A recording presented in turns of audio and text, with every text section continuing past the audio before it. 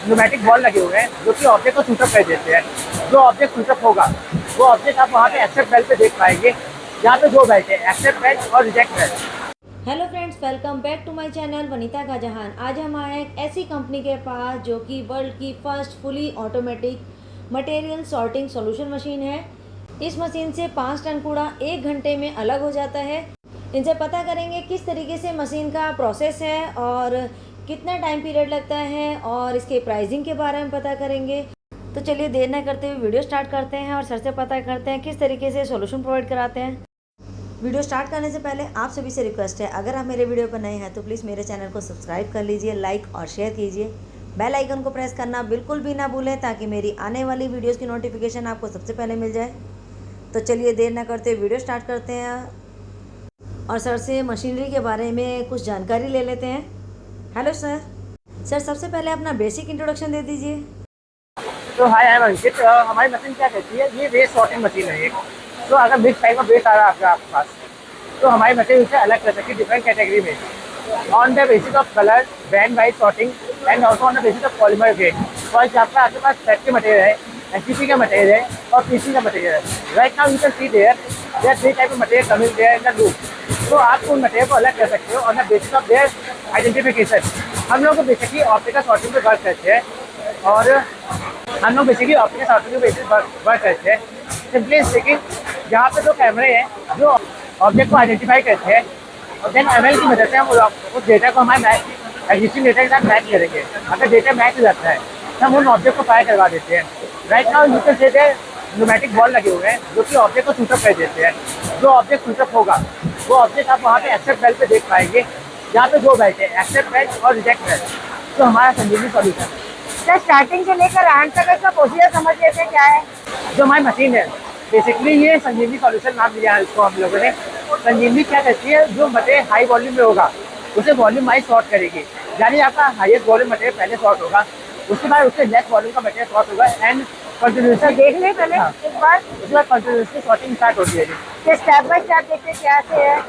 पहला स्टेप होता है हमने पूरे प्रोसेस को स्टैंडर्ड कर दिया और बिल्कुल सुपरवाइजर रेडी कर दिया है। यानी कोई कंडक्टर एंड कोड चलाना आता है वो हमारे सिस्टम को चला सकता है। आपको बस यहाँ से सॉर्टिंग स्टार्ट करनी है। राइट नाउ कोई स्किलमैन की जरूरत नहीं है। तो कोई सुपरवाइजर की जरूरत नहीं है, आपको बस एक बार सॉर्टिंग स्टार्ट कर देनी है। उसके बाद हमारे पास सारा डेटा है, बस आपको रेसिपी सेट करके देनी है पहली बार आपको। उस रेसिपी के हिसाब से ये अपने आप सॉर्टिंग करेगा, आपको उसमें कुछ अलग से करने की जरूरत नहीं है। अभी आप लोग स्क्रीन पर देख रहे होंगे ऐसी कि ब्लू का मटेरियल अभी शॉर्ट हो रहा है। राइट, जहाँ पर हम लोग मटेरियल फिटिंग स्टार्ट करेंगे, मटेरियल फिटिंग स्टार्ट होती है जहाँ पे लूप में जाएगा। तो जब मटेरियल फिटिंग होती है वो मैनुअली होती है, कैसे होता है? मटेरियल फिटिंग आपको मैनुअली यहाँ से हम लोग मैनुअली कर रहे हैं डेमो के लिए, बट जहाँ पे आगे एमआरएफ फैसिलिटी होगी, मटेरियल रिकवरी फैसिलिटी होगी, वहाँ पे ट्रक आते हैं जो कि कन्वेयर बेल्ट पे डायरेक्ट मटेरियल को डिस्पैच कर देते हैं। तो उसमें कोई मैनुअल इंटरवेंशन की जरूरत नहीं होती है आपको। ये मटेरियल यहाँ पे कन्वेयर बेल्ट के थ्रू मेन एयर सॉर्टर के बेल्ट पे जाएगा। यहाँ मेन एयर सॉर्टर के बेल्ट पे कन्वेयर बेल्ट लगी हुई है, वो कन्वेयर बेल्ट 1.4 मीटर की हुई है और मटेरियल इंट्रीज यहाँ पे आप करोगे, मटेरियल इंट्रीज होकर जाएगा लूप में, लूप की मदद से जाएगा कन्वेयर बेल्ट पे। ये सॉर्टर की कन्वेयर बेल्ट की स्पीड 3.2 मीटर पर सेकेंड है। उस बेल्ट पे ऊपर आप देख सकते हैं यहाँ पे 3 एक्सेसरीज लगी हुई है, 3 चीज़ें लगी हुई हैं। जो पहली चीज़ एक्सेसरी है उसे हम लोग एयर नाइफ बोलते हैं।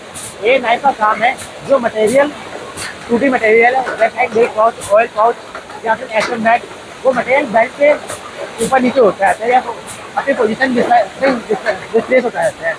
इसको मटेरियल को बेल्ट पे चिपकाए रखने के लिए हम लोग ने एयर नाइफ लगाया है। उसके फैन लगे हुए हैं जो मटेरियल को बेल्ट के ऊपर रखे रहते हैं चिपका के। सर, जैसे बॉटल्स वगैरह होती है कुछ भी है तो जैसे श्रिंक होके नहीं आती है, तो श्रिंक कैसे होती है?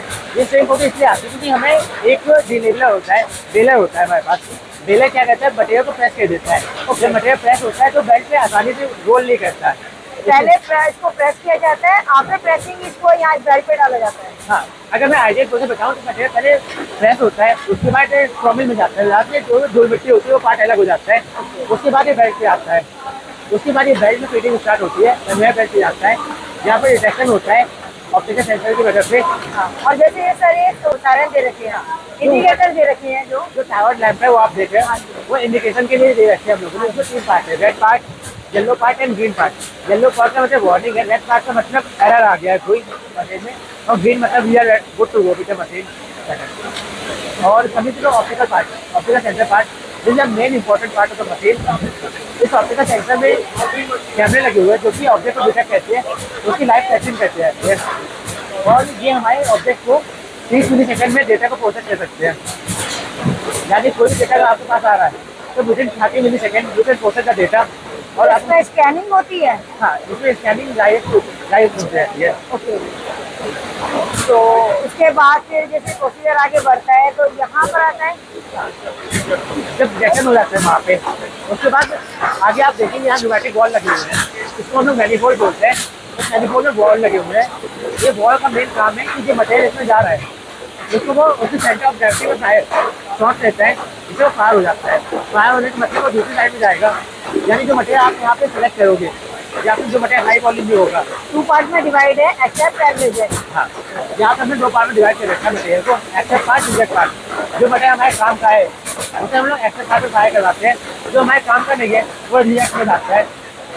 तो इसके लिए उसमें फीड करना पड़ता है। इसमें 2 सॉल्यूशन है हमारे पास।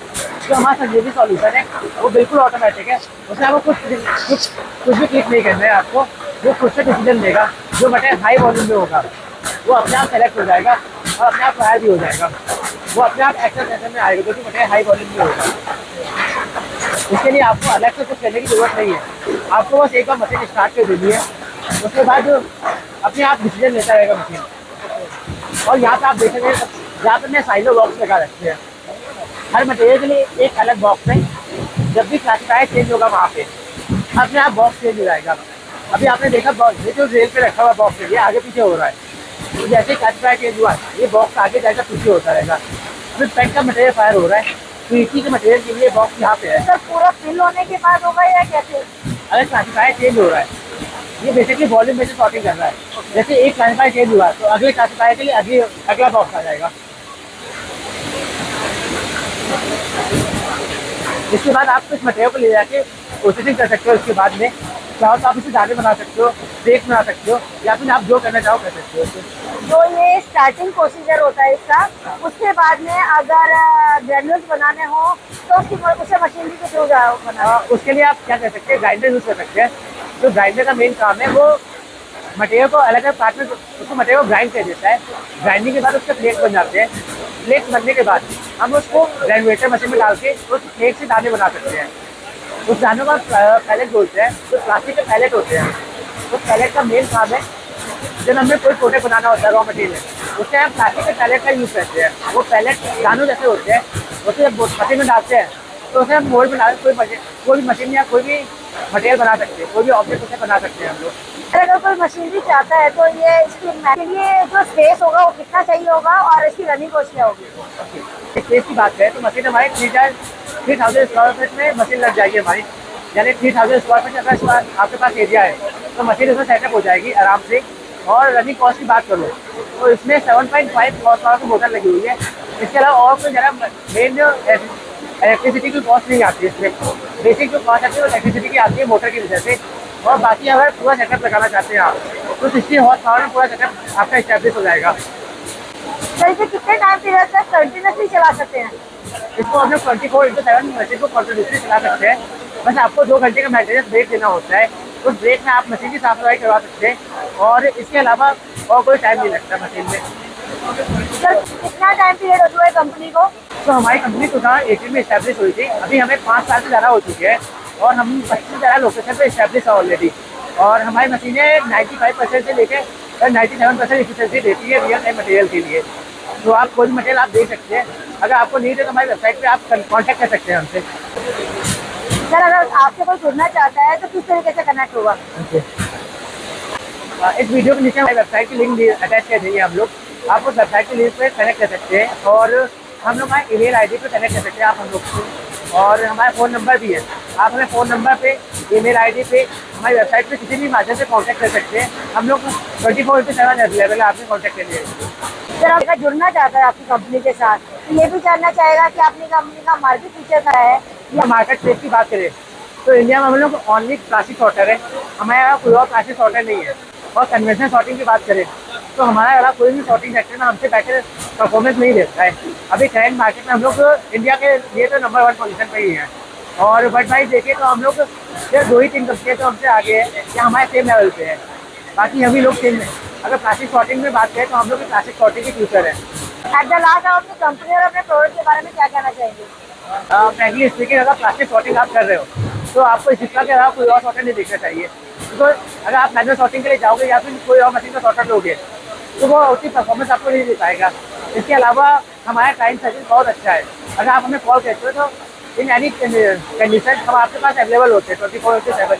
आपको विदिन 1 डे हम लोग आपके पास सर्विस के लिए अवेलेबल होंगे, इसलिए आपको हमसे कॉन्टैक्ट करना चाहिए।